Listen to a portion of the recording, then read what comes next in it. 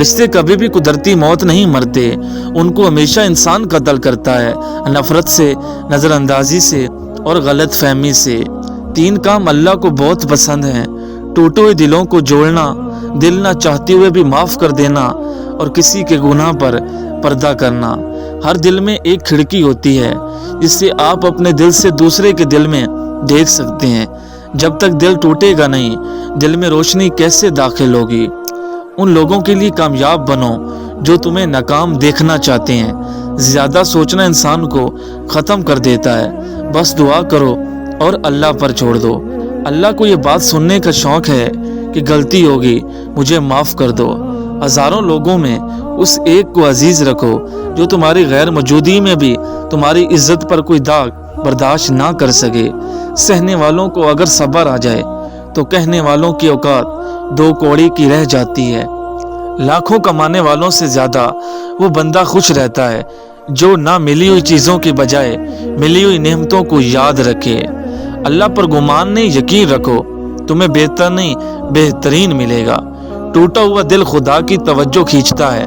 خوش نصیب ہے وہ روح جو خدا کے لیے روتی ہے۔ منزل سب کی اللہ ہے، محبت، غم، آزمائش یہ سفر کا حصہ ہے۔ اپنی دعاؤں پر یقین رکھو، اللہ پاک کتنا نوازے گا کہ تمہیں لگے گا ہی نہیں کہ کبھی کچھ کھویا تھا۔ جو شخص اپنے ہر کام کو پسند کرتا ہے اس کی عقل میں خلل آ جاتا ہے۔ اگر تمہیں زندگی کی حقیقت معلوم ہو جائے تو بے شک تم کوئی اور ساتھی نہ چنو سوائے اللہ اور اس کی محبت کے۔ جب آنکھیں نفس کی پسندیدہ چیزیں دیکھنے لگیں تو دل انجام سے اندھا ہو جاتا ہے۔ ایک ہی زبان بولنے والے نہیں بلکہ ایک جیسے جذبات رکھنے والے ایک دوسرے کو سمجھتے ہیں۔ انسان کا دل توڑنے والا شخص اللہ کی تلاش نہیں کر سکتا۔ تقدیر سے لڑنے کی بجائے تقدیر بنانے والے سے دوستی کر لی جائے تو بن مانگے سب ملے گا۔ راستہ ایک ہی تھا، فرعون ڈوب گیا، موسیٰ علیہ السلام گزر گئے۔ یقین اللہ پر رکھو، راستے پر نہیں۔ عبادت کی کمی کو اگر کوئی شخص پورا کر سکتا ہے تو وہ آنسوؤں والا ہے۔ مضبوط وہ ہے جو رونے کے بعد خود کو سمجھائے کہ اللہ ہے نا، سب ٹھیک کر دے گا۔ انسان کی سب سے بڑی غلطی یہ ہے کہ وہ سب سے پہلے انسان کے آگے روتا ہے۔ حضرت حسن بصری فرماتے ہیں، غم سے روح میں توانائی آتی ہے، صبر کرنے سے کوئی مصیبت باقی نہیں رہتی، بے صبری پر کوئی اجر ثواب نہیں ملتا۔ صبر میں شکوہ نہیں ہوتا، بس خاموشی ہوتی ہے، اور اس خاموشی کا شور صرف اللہ کو سنائی دیتا ہے۔ امام علی علیہ السلام نے فرمایا، یقین رکھو کہ صبر کے بعد تمہیں ایسی حیران کن نعمت سے نوازا جائے گا کہ تم درد و تکلیف کی تلخی بھول جاؤ گے۔ صبر خدا سے محبت کی دلیل ہے۔ انسان کی قدر اس کی زندگی میں کرو، مرنے کے بعد تو غیر بھی کندھوں پر اٹھا لیتے ہیں۔ انسان دوسروں کی قدر کرنے سے قیمتی ہوتا ہے۔ نسلی دوست کتنا بھی ناراض ہو لیکن دشمنوں کی صف میں کبھی کھڑا نہیں ہوتا۔ مولا علی علیہ السلام نے فرمایا، دنیا میں سب سے زیادہ امیر شخص وہ ہے جس کے پاس سچے دوست ہوں۔ امام حسین علیہ السلام نے فرمایا، جو تمہیں دوست رکھتا ہے وہ برائی سے روکے گا، اور جو تمہیں دشمن رکھے گا وہ تمہیں برائی پر ابھارے گا۔ حضرت علی نے فرمایا، دنیا اس کو یتیم سمجھتی ہے جس کے ماں باپ نہ ہوں، لیکن میں اس کو یتیم سمجھتا ہوں جس کے اچھے دوست نہ ہوں۔ ماں کی ایک عادت خدا سے بہت ملتی ہے، دونوں ہی معاف کر دیتے ہیں۔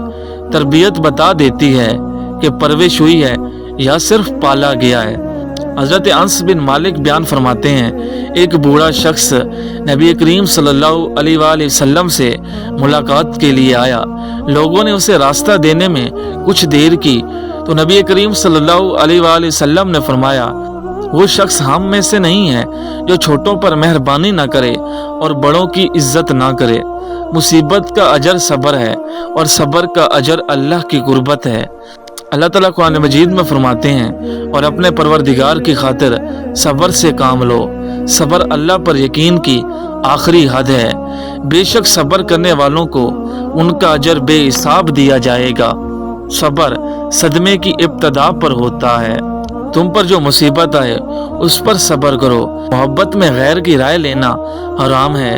قدر تو وہ ہوتی ہے جو کسی کی موجودگی میں ہو، کسی کے بعد تو پچھتاوا ہوتا ہے۔ ضرورت کے تعلق یاد بھی ضرورت کے وقت آتے ہیں۔ رشتہ ہمیشہ وہی کامیاب ہوتا ہے جو دل سے جوڑا جائے، فرصت یا ضرورت سے نہیں۔ ہم ایک دوسرے کو برداشت کر رہے ہیں، تسلیم نہیں کرتے۔ کچھ لوگ آپ کی مدد کرنے کا صرف دکھاوا کرتے ہیں۔ اپنے کردار کو اچھا ضرور بنائیں، لیکن دوسروں کے کردار پر گندگی اچھال کر نہیں۔ کچھ لوگ خود اچھا بننے کے لیے دوسروں کی زندگی تک اجاڑ دیتے ہیں۔ اللہ کب راضی ہوتا ہے؟ جب آپ ایک دوسرے کو راضی رکھیں، اور اللہ تمہیں انسان کی محبت سے گزار کر خود تک لاتا ہے۔ جو عبادت اخلاق اور کردار پر اثر انداز نہ ہو سکے، وہ صرف اور صرف اپنے لیے تکلیف ہے۔ جو تمہیں اچھا لگتا ہے تم بھی اسے ضرور اچھے لگتے ہو۔ حضرت علی فرماتے ہیں، زندگی جینے کے دو ہی راستے ہیں، بھول جاؤ انہیں جن کو معاف نہیں کر سکتے، اور معاف کر دو ان کو جن کو بھول نہیں سکتے۔ دلوں میں فرق آ جائے تو دلیلیں، منتیں، فلسفے سب بیکار جاتے ہیں۔ دلیل دے کر محبت کو پایا نہیں جا سکتا، محبت خود سب سے بڑی دلیل ہے۔ حضرت علی فرماتے ہیں، اگر کوئی آپ کی فکر کرتا ہے تو اس کی قدر کرو، کیونکہ دنیا میں تماشائی زیادہ اور فکر کرنے والے بہت کم ہیں۔ مخلص لوگوں کو اب بے وقوف کہتی ہے یہ بدبخت دنیا۔ یہ بھی بہت کڑوا احساس ہے کہ آپ کے کئی دوست ہوں اور ان میں سے کوئی بھی آپ کا دوست نہ ہو۔ حضرت علی فرماتے ہیں، چغل خور خود کی بات پر اعتماد کرتا ہے، وہ اپنے دوست کو اپنے ہاتھوں سے گوا دیتا ہے۔ حضرت علی نے فرمایا، 100 دوستوں سے بہتر ہے وہ ایک دشمن جو کھل کر نفرت تو کرتا ہے لیکن منافقت نہیں کرتا۔ جس شخص کے دشمن نہ ہو اور سب دوست ہوں، اس شخص جیسا منافق کوئی نہیں، کیونکہ دشمن اس کے ہوتے ہیں جو حق بات کہتا ہے۔ اولاد کو باادب بنانے کا بہترین طریقہ ان کے ساتھ عزت سے پیش آنا ہے۔ اپنی اولاد کا خیال رکھو اور ان کو اچھے آداب سکھاؤ۔